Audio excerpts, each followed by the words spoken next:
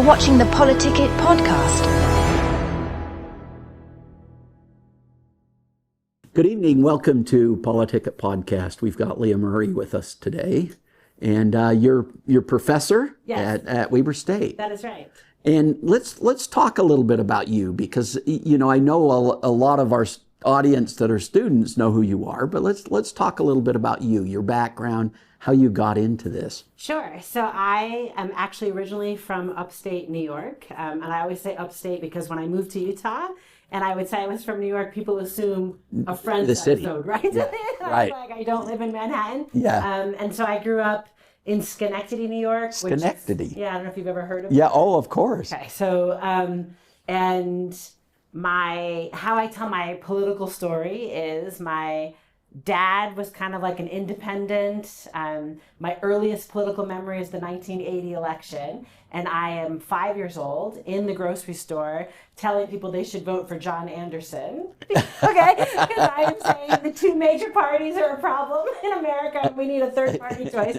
Which, just give you an indicator, my dad was very independent-minded. But every Sunday we had dinner at his parents' house, and his dad was a Republican and his mom was a Democrat. So I literally just learned, you can love people and have very different political opinions, right? Yeah.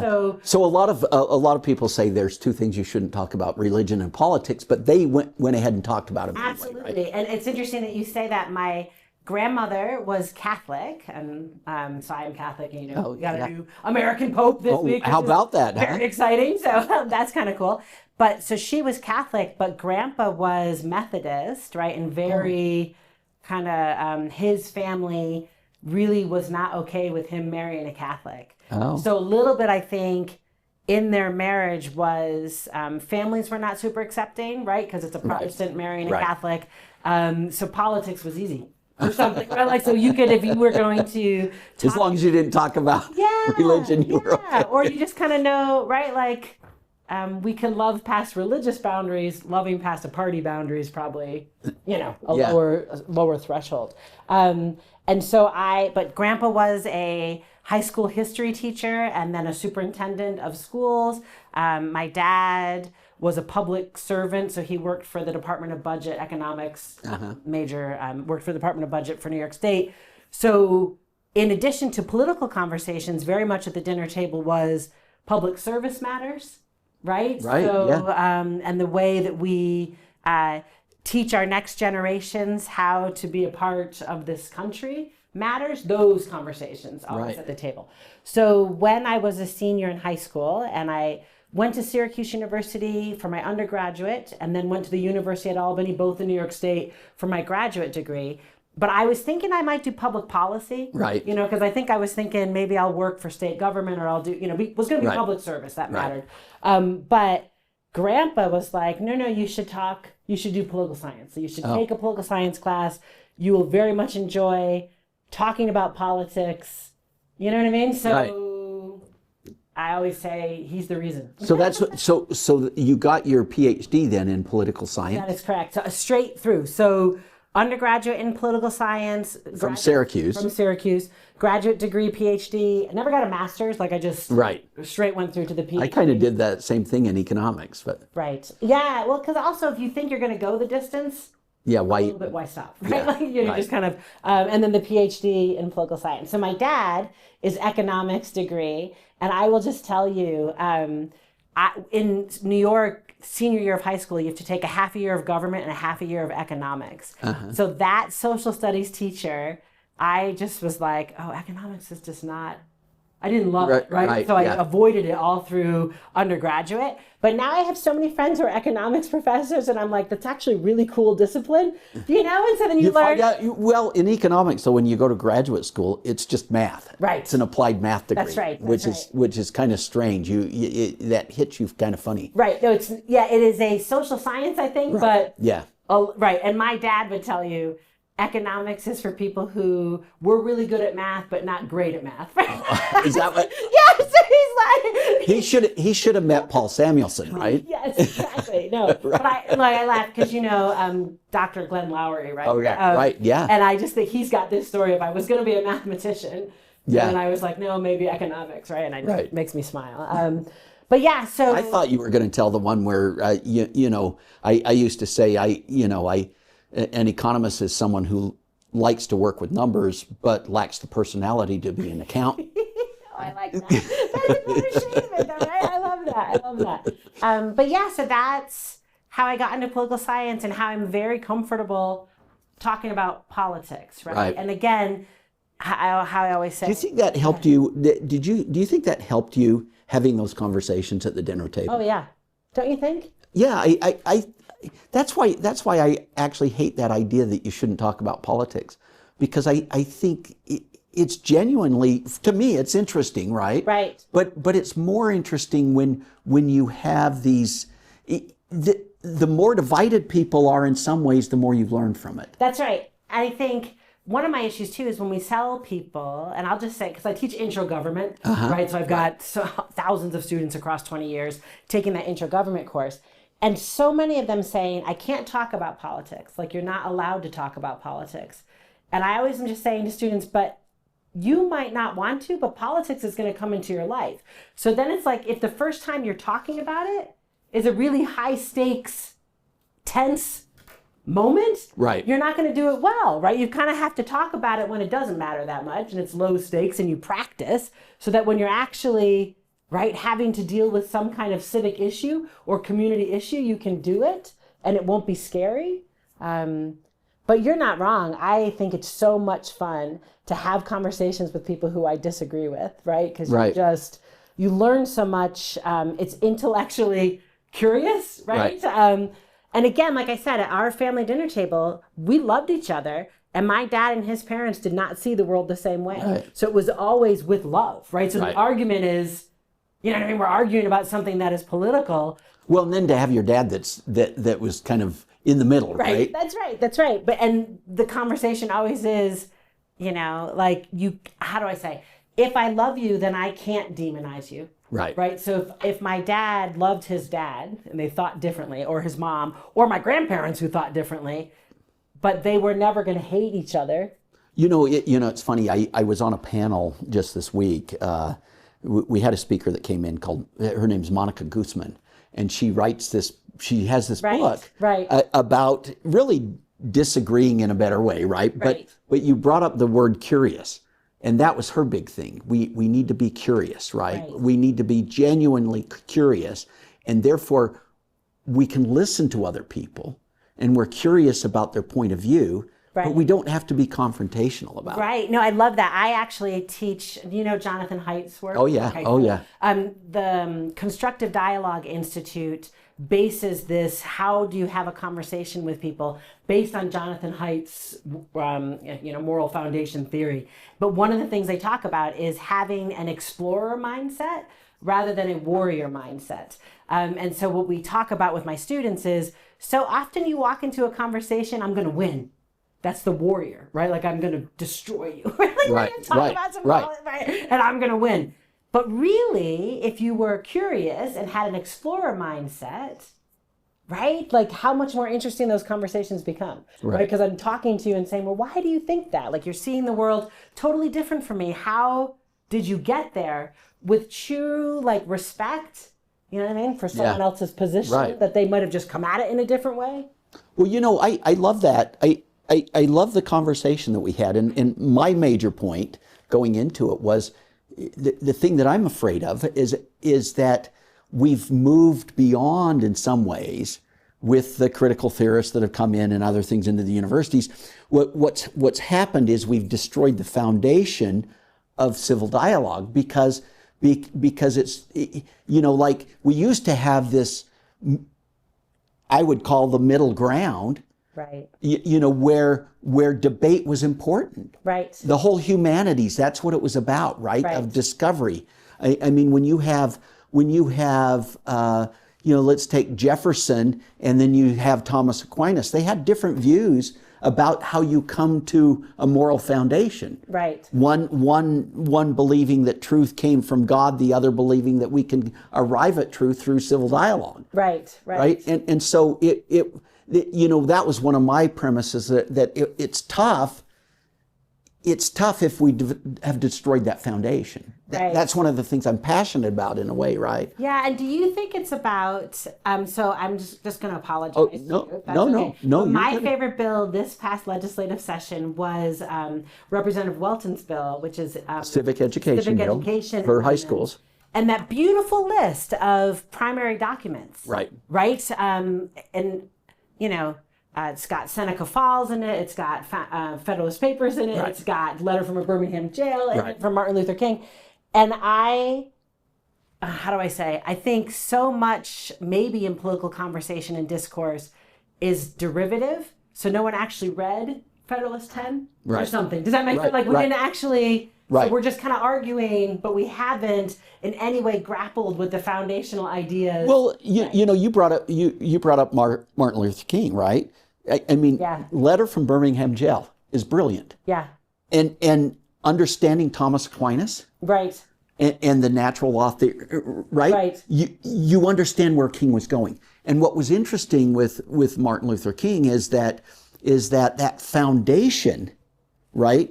The idea of going back to natural law and actually grappling with this idea of right and wrong, Right.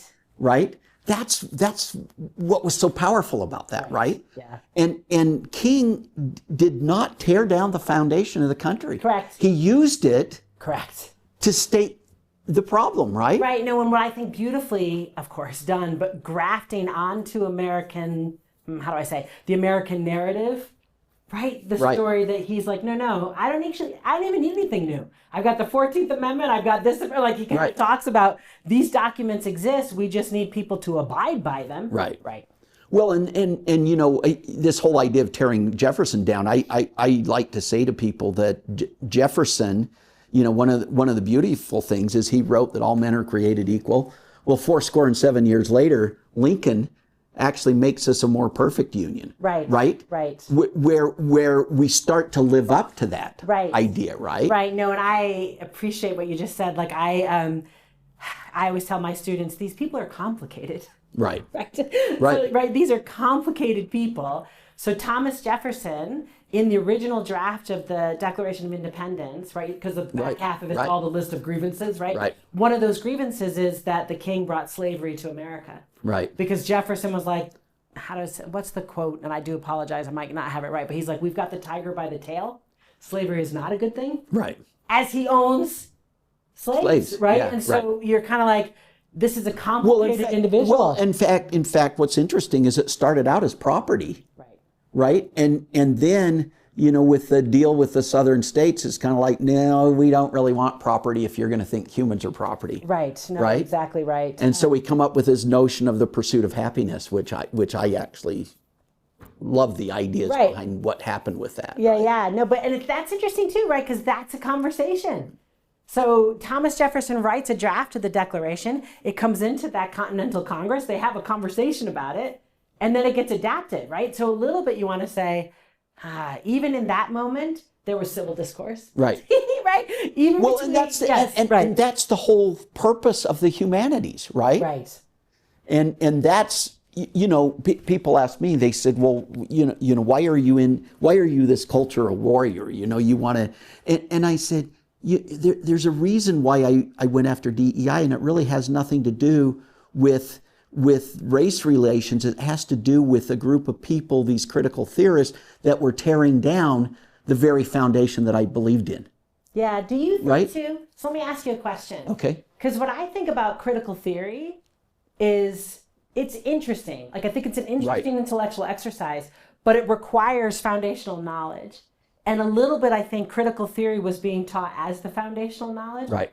Or something, right? So we were constantly criticizing without knowing what the original argument was. Well, and see Right. that, and people ask me about that. They say, well, why do you want to ban Foucault and Derrida and why do you want to ban these people? I say, I don't want to ban these people, but I think it's important that students understand what they're being critical about. Correct, because they would have had a common, how do I say, canon, Yeah. right, of like knowledge that they were criticizing. Right. Exactly. And that's the whole purpose of a core education. Correct. Is what is that common knowledge, That's right. right? That's right. No, I totally What is agree. that foundation?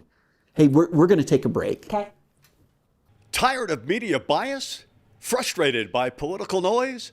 PoliticIt.com cuts through the clutter, giving you real facts, clear analysis, and unbiased insight on the issues that matter most. Stay informed, stay empowered. Whether it's elections, policy changes, or breaking news, we've got you covered. No spin, no agendas, just truth you can trust. Visit PoliticIt.com today, because informed citizens shape the future.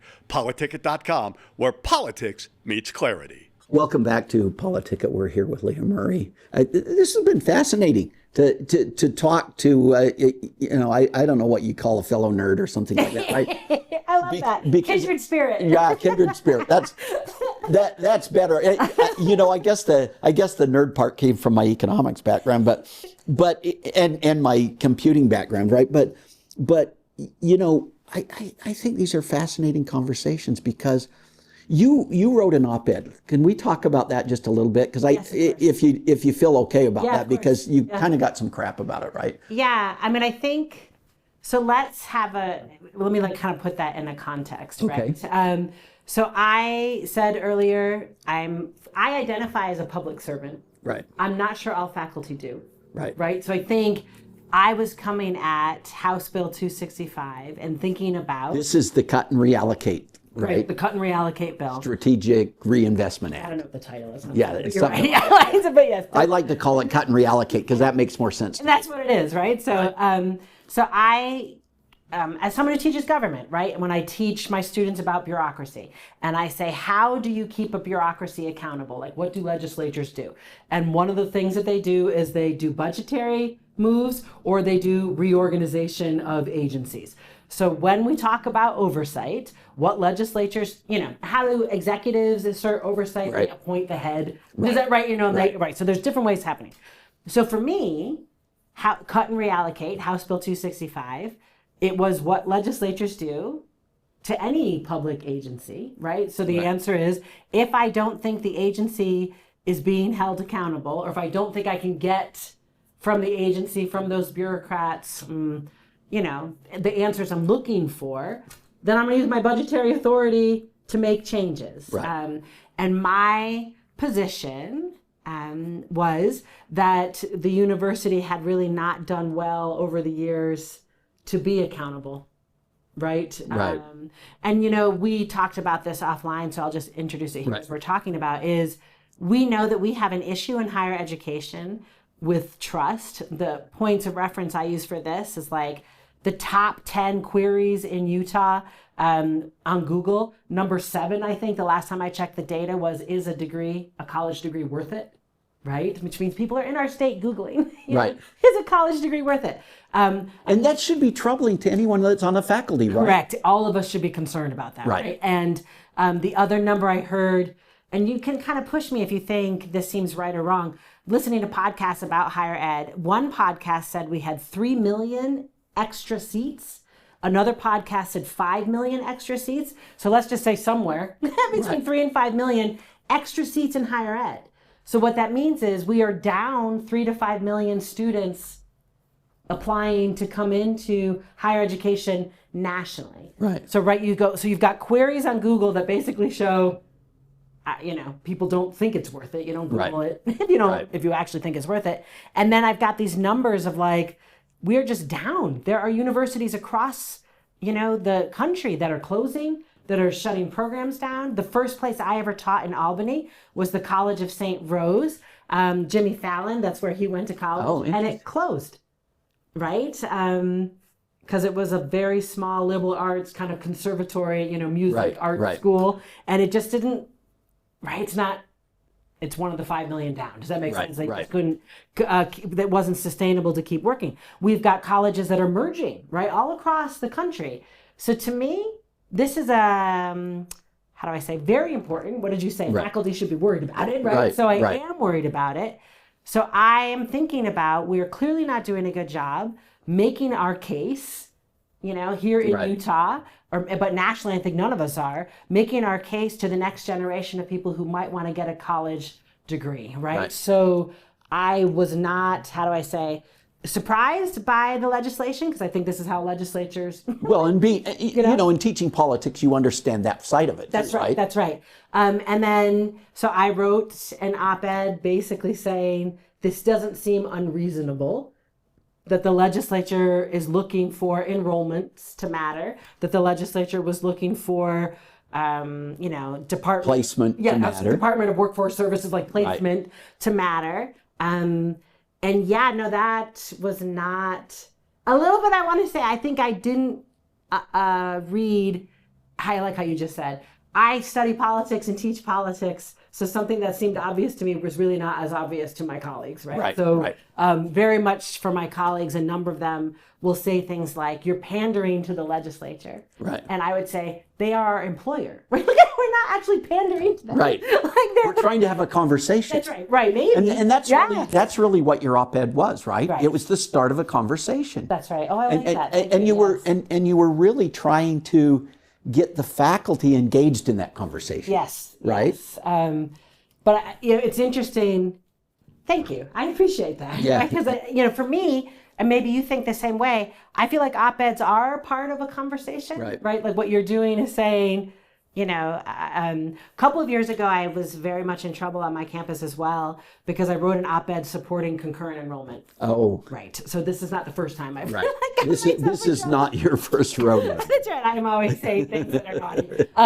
But the same thing then, I said, there was kind of like this, line of thought on the campus that was like, concurrent enrollment is a priori wrong.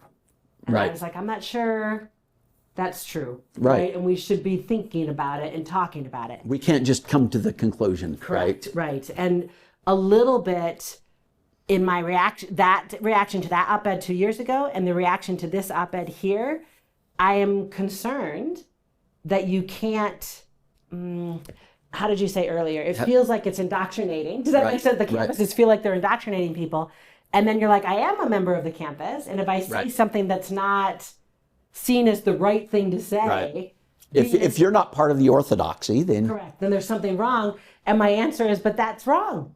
Right? The campus should be a free marketplace of ideas. Right. I'm very fine with you having an argument with me about my idea because maybe I'm wrong. Right. Or maybe again I'm seeing the world from a different. And isn't that what the academic institution was about? Well, it should be. Right. Right. It's interesting when I was at the University of Mississippi, and we had a firing line episode that came there, and William F. Buckley, of course, came to campus.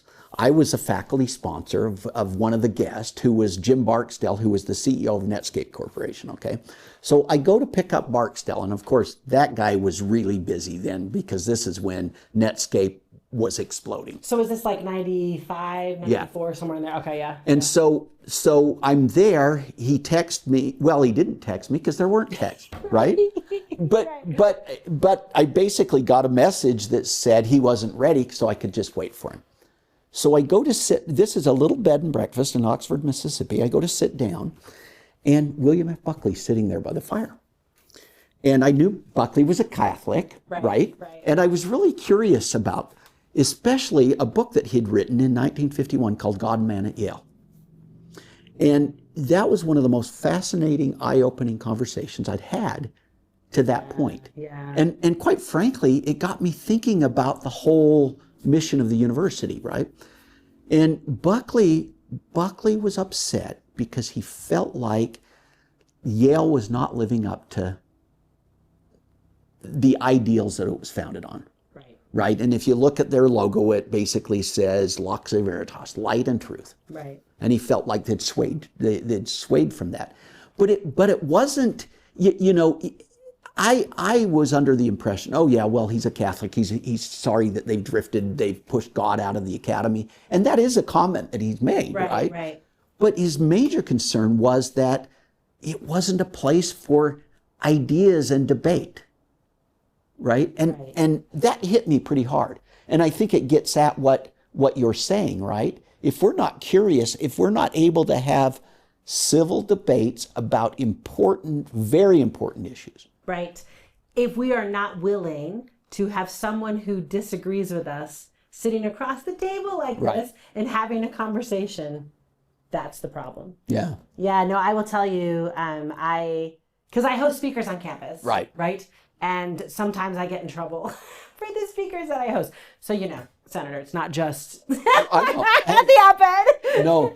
Well, but that's the whole idea, though, because you're trying to get people to have conversations. Correct. That's right. Right. And you want them to listen to ideas. Right. That's right. And that I actually think that's, when I was at Weber State, I was actually in charge of what we called convocation at that point, right? Right. So the speakers that were brought in to talk, and that was a fascinating period of time. I remember I brought Walter Williams, and people didn't even know who he was, right? Right. But some of the most interesting conversations. In fact, it kind of turned me on to economics. Right. But I think that's so important, right? Yeah. So what did you learn from that process, right? This idea that people can't have that conversation, right? What are your takeaways from that? What do you think we need to do? Oh my gosh. So I think, one of my takeaways is maybe write the op-ed in May when all the faculty left the building. Right, a little bit. I'm being teasing. Right. But I think, how do I say? You have to be brave and do it.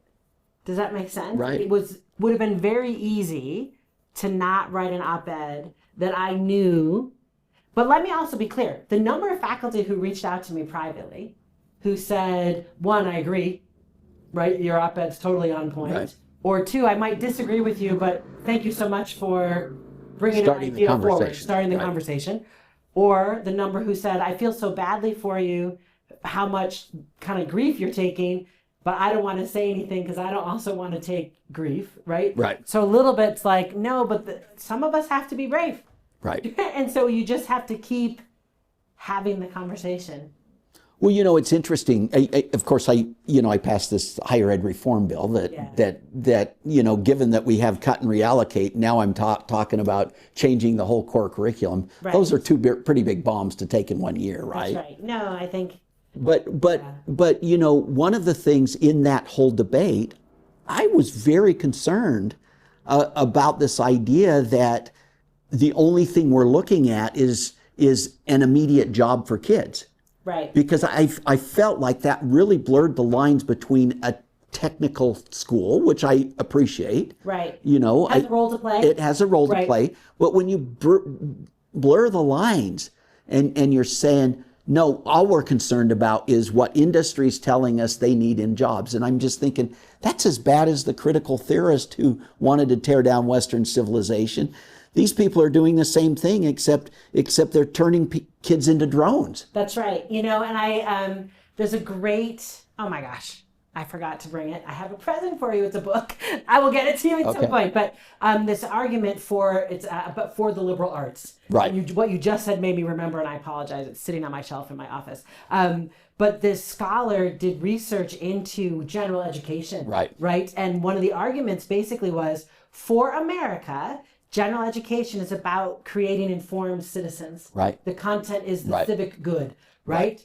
But like for Napoleon or the Prussian state, the content was what was good for the state. Right. Right? So what you just said. So that general education creates drones. Right. If I need more of this, whatever Right. cog in the state Right. wheel. But America said, no, what we need are informed citizens. And actually, in one of my blogs, I actually talk about Jefferson's University because it's interesting to me. Jefferson built one of the first public institutions, and he left a church off of campus, Right. because he felt so strongly about this idea of educating people in the humanities, and this idea. I mean, Jefferson didn't hate religion; he hated the idea of this orthodoxy that comes with it, right? Like kind of the how do I say I hate to use the word tribalism, but like Right. like my grandma and grandpa, Right. Like that my grandmother who was Catholic and my grandfather who was Protestant, that their family wouldn't accept that they were married is the issue, right? Well, Right. and he very much believed that the university was about a search for truth. Correct. Right? And The search for truth. yeah, Not truth. right. Right? Right. Because I think It's the pursuit. it's the pursuit of truth. And what I think a little bit the university now thinks is it holds the truth. Right. Not the search for truth, but like, this is Well, the truth. so we've taken God out of the universities and we've replaced our own dogma, Right. right? Yeah, no, I think And so. and that's Right. and that's problematic, because that's not what Jefferson had in mind, and very much so. The civic education part of it was very important to Very him. important. And I teased Representative Welton because I said, I need you to add to your list of primary documents the Northwest Ordinance written by Jefferson, because it's a beautiful piece in there. He's like, when we are doing our territories, to have citizens of good character, right? You need religion and you need education. Right. And making sure that every territory had, I always tell my students, like Little House on the Prairie, right? There'd be a building, right, for church and for school, that every territory would have that mattered, right? It was about making good citizens. Well, if you know, and I always like to talk about Tocqueville and the democracy in America, because here's this French aristocrat that comes to America because he wants to find out why it worked here. Right, how to do it. Right. Because France can't do it. Right. Why did it work here? Right. And you know, it's funny. You know, we can talk about Jamestown, we can talk about Plymouth Rock, but he actually found that the people that came here for religious freedom, Yeah. right, which actually ties into this whole idea of you know, being able to discuss things, and it's about an ideal, and that ideal is about freedom Right. and liberty, Right. Yeah. and that was important, and he recognized that was the difference, Right. right? Yeah. And so I find that fascinating, and that book's a long read and it's kind of boring in a lot of places, but he has a lot of insights. I know. We should put that on the curriculum.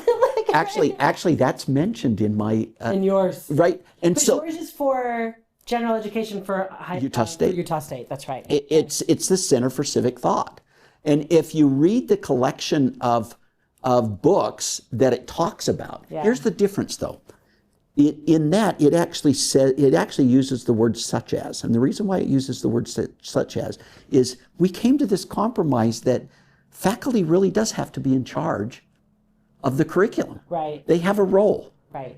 And this basically just set up a framework, and it said, here's what's important. And it really goes back to exactly what you said before. It's the foundational idea that people have to be better citizens. Right. Right? They have to understand. Right. I think, you know, what did you say earlier? You know, in order to form a more perfect union, right? Right. In the pursuit of happiness, but it's also being better citizens, right? It's the journey. Right. Right. And a little bit it's education makes the journey possible. But this isn't, this isn't being unburdened by what has been. Right. Right? That's right. Because that's a Marxist ideal, to destroy the past. Right.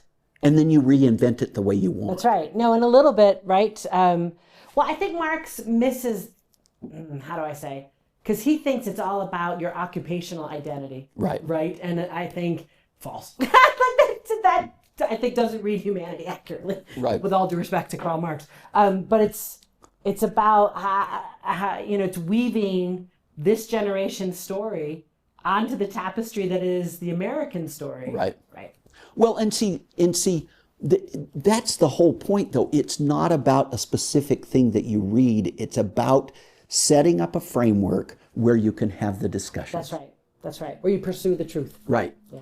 And I think that's the ideal that I feel has been left behind. But it's also, politically, it's the way to get people back on board to higher ed. Correct. Recognizing that that's an important mission of higher ed. It's not just about training people for the workforce. Correct. It's about better citizenship. Right. It's training minds. It's teaching people how to think. That's right. Truly. That's right. And how to ask questions and be curious, like we talked about earlier. Yeah. Right. So we're out of time. Did we talk too long? But I want to hear some parting thoughts. Oh my gosh. What's your thoughts? I mean, what do you see With politically, how we're moving forward, going back to maybe your op-ed and just thinking about how we number one, get people back engaged to recognizing the value of higher ed. Yeah. And how do we make better citizens and train students and get people to appreciate the pursuit of knowledge? That's right. No, let me ask you this question, because I think you're doing this like I am. I think we are engaged as public educators, don't you think? So Yeah. when you do podcasts like this, and my work previously on KSL and writing the op-eds and having these conversations in the public square, Right. I think maybe helps because we're having a conversation. Right. And don't you think universities, they don't really value that much? I wonder about that, right? Right. Especially when I see the kind of vitriol that's thrown at people that are trying to help. Right. That are actually trying to have the conversation and just asking the question, what are we all about? That's right. What are we doing? Like, what would be good? So a little bit, I think we need to do better. How do I say? We need more people like us who are willing to have the conversations in public. Don't you think? Yeah. Yeah. And then I just think, man, we need to get back to, and I think you might agree with this, a shared identity. A little bit, right? So at the bottom of whatever it is, there has to be some American identity. Right. And what does it mean to be an American? Right. Because that's what we are. That's right. And asking that question and not constantly, we just Putting up walls and creating tribes. Correct, right. And I think, like I said earlier, we just got a new pope. I happen to be Catholic. And the previous pope, one of the things he used to say was there's a lot of focus on the adjective and not as much focus on the human, right? So we're always kind of talking about, are you Republican? So it's the Republican rather than the human. So a little bit, I think, getting back to seeing people, right, in their human dignity and talking to them, and not looking for what is the group they are in, right? To try to, cultivate that shared identity again. Well, I think they, going back to the Pope, I actually did a deep dive, and I think you're getting a great leader. I know, is that great? Yeah, it's fabulous, actually. No, he's so interesting. Yeah. Right, yeah, so. Although the Chicago White Sox, I'm a little, Yeah. sketchy out. Yeah, you have to worry about a guy that grew up in Chicago, right? That's right. But all that time in Peru probably, leveled him out, right? Yeah, exactly. Well, Leah, thanks for coming in. I appreciate the conversation. I hope we can have more. Yes, Yeah. absolutely. Yeah. We'll see you guys next week.